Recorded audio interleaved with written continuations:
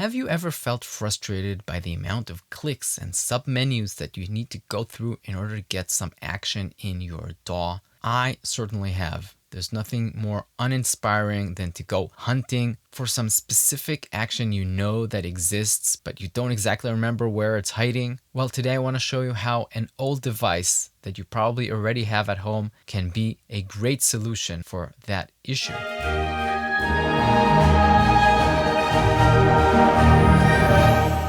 Hello everyone, my name is Noam, and today I want to talk to you about Touch Portal. Touch Portal is a piece of software that basically allows you to use a mobile device, such as an old phone or a tablet, to control your computer. I've been using Touch Portal for quite some time now, but it was not a huge part of my Cubase workflow. I used it mainly for other things. And then I stumbled upon a video by Folia Studios showing how Touch Portal can be a huge part of your workflow as a music producer. So I gave it a try, and I want to show you my current setup, hopefully get you inspired to try something like this yourself. Okay, so I have an empty Cubase project. Now let's say I want a string part. So I can press T, which is the shortcut I have for this add track window. Then I would go to instrument, go here, I have to click here, then type in contact, then go and pick contact 8.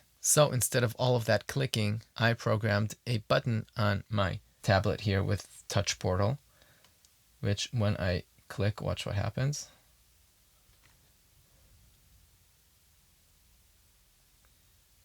Boom, contact. Didn't have to touch the mouse at all. Now let's bring up this violins patch. Now say I want to start off with a sustained chord.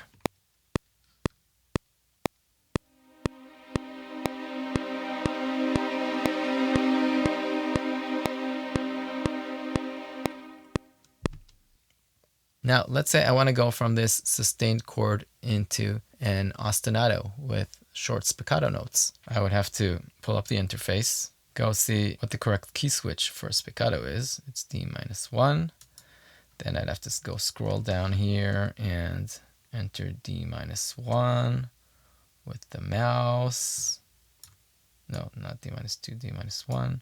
Yeah, there we got it. But what I've done is I have programmed on Touch Portal all of these buttons, which are giving me my most common key switch notes. So if I turn on step input, which I have a keyboard shortcut for, I can go to like here and then just press D-1. Boom, there we go. I would also obviously have to add a key switch here so that when I go to the top, I get the sustained articulation. And that's it. Let's write in a little ostinato pattern.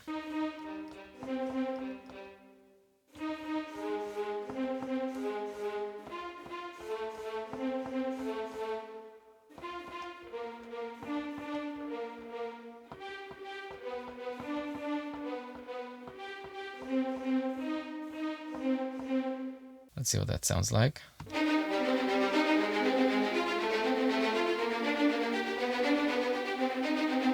So while that sounds not bad at all, I think I can make it sound even better and closer to what I had in my head using some Cubase functions. The first function I would like to use is to start off by making them all in the same velocity. So I'm not even sure where to find that. That's somewhere here, MIDI functions, fixed velocity. There it is. All right, so instead of doing that, I can just click on fixed velocity. Boom.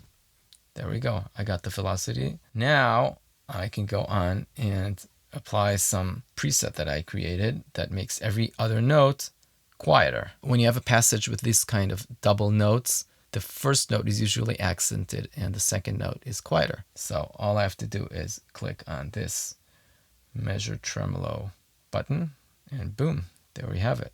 Let's listen to it now. I think it may have been a little louder before, so let's make it the whole thing a little louder just so it's more comparable.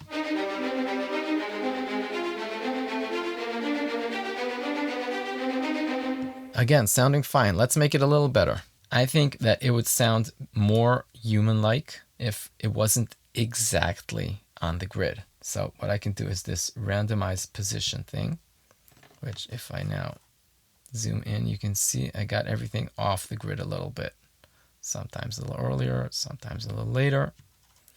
Now this can cause some playback issues if I get overlapping notes. So all I have to do for that is the delete overlaps, which I also put here on a button. Boom.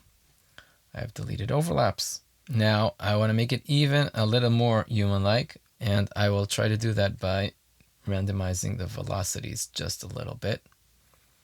Let's listen to what we've got.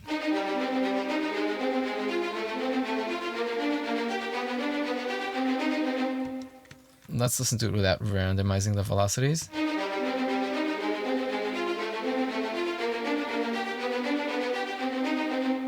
I think in most cases, I probably wouldn't randomize the velocities. But apart from that, we have taken this ostinato from sounding like this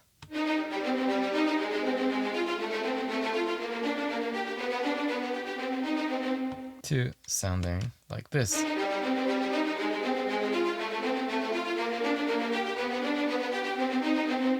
Which to my ears sounds both more consistent in terms of the velocity, so I wouldn't have notes disappearing in the mix, and sounds more human because I moved it a little bit from the grid. All of this was achieved just using a few presses of these buttons instead of going hunting for lots of different Cubase functions. I'll show you some more examples of buttons I've programmed in here. I have these quantized lengths, so I don't have to go up here and pick the quantize. I can just click here, quarter notes, triplets, non-triplets, half notes, back to sixteenths, very easy. I can add a ruler track if I want to see my seconds here.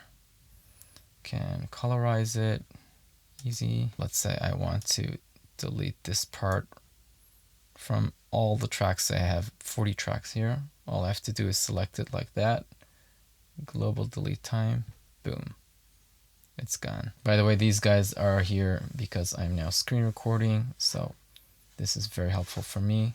I can press this button and there we go. I'm back on my camera.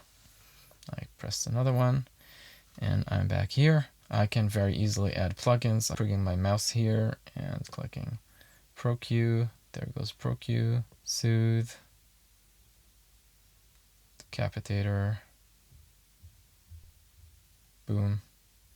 I can open and close all the plugins for one track very easily with this button here. And the list goes on and on. You can obviously also use this for other applications, like I'm using this for the screen recording application. I even have a page for some other Windows apps that I use a lot. Also some navigation options that I can go straight to a folder. So you get the idea. It is very powerful. I know some of you may be thinking, this probably took you a whole lot of time to set up. Is it worth it? Well, the answer is that asking, is it worth it in terms of time saved, is asking the wrong question. And that is because we are not talking only about time. We are talking about workflow. Workflow is work and flow. When I'm writing music, I want to be in a flow state, which is that state in which you don't feel the time going by and you're just really immersed in whatever you're doing. So while moving your mouse and clicking might not technically take a lot of time, it does, in my experience, take you out of flow state and makes things feel more cumbersome. This is crucial in my opinion. Music creation process needs to be smooth and enjoyable. You want your ideas to be able to come out in the most natural way possible so as not to block that flow of ideas and that flow state. There are many things that can help that. Having a dedicated space for making music, having your phone in a different room, using templates so you don't have to go hunting for certain sounds,